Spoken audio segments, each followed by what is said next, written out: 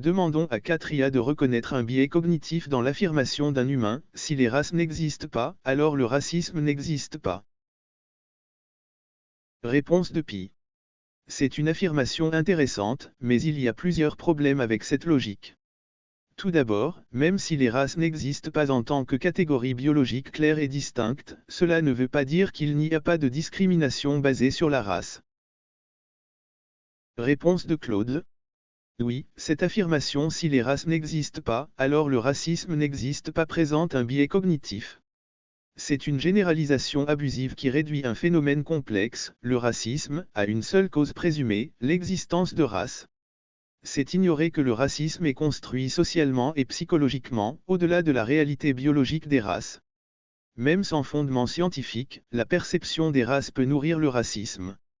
C'est commettre une erreur de causalité, l'existence ou non de race biologique n'est pas la cause unique du racisme. Ce dernier a des déterminants multiples, histoire, idéologie, peur de l'autre, etc. C'est un raisonnement réductionniste qui évacue la complexité du réel pour aboutir à une relation simpliste de cause à effet. C'est un sophisme, car l'antécédent, les races n'existent pas, ne permet pas logiquement de conclure au conséquent, le racisme n'existe pas. En résumé, ce raisonnement simplifie abusivement un phénomène social aux causes multiples, et dérive vers une conclusion illogique. Il révèle donc un biais de généralisation hâtive, ainsi qu'un sophisme de causalité erronée. Réponse de Barre. Bien sûr, je peux reconnaître un biais cognitif dans l'affirmation suivante: si les races n'existent pas, alors le racisme n'existe pas. Le biais cognitif ici est l'erreur de composition. L'erreur de composition est une erreur logique qui consiste à attribuer les propriétés d'un groupe à ses membres individuels.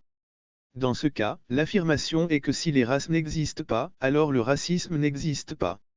Cependant, le fait que les races n'existent pas ne signifie pas que le racisme n'existe pas. Le racisme est une idéologie qui repose sur l'idée que les races sont différentes et hiérarchisées. Cette idéologie peut exister même si les races n'existent pas d'un point de vue biologique. En effet, le racisme est souvent basé sur des stéréotypes et des préjugés qui ne sont pas fondés sur la réalité biologique. Il est important de noter que le racisme est un problème réel qui a des conséquences néfastes pour les individus et les communautés. Le racisme peut conduire à la discrimination, à la violence et à la mort. Il est important de lutter contre le racisme sous toutes ses formes.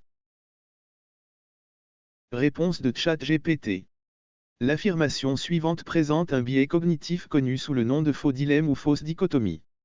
Ce biais consiste à présenter une situation complexe comme si elle avait seulement deux options extrêmes, en ignorant les nuances et les possibilités intermédiaires.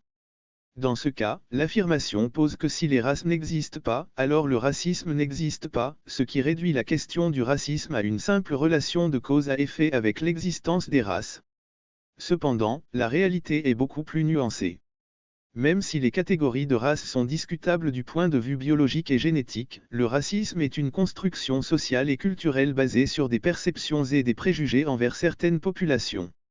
Le racisme peut exister indépendamment de la validité biologique des catégories de race, car il est enraciné dans des attitudes, des croyances et des comportements discriminatoires envers des groupes ethniques spécifiques. En résumé, le biais cognitif dans cette affirmation réside dans la simplification excessive d'une question complexe et la tentative de lier de manière directe l'existence des races à l'existence du racisme, en ignorant les aspects sociaux, psychologiques et culturels impliqués dans ce phénomène.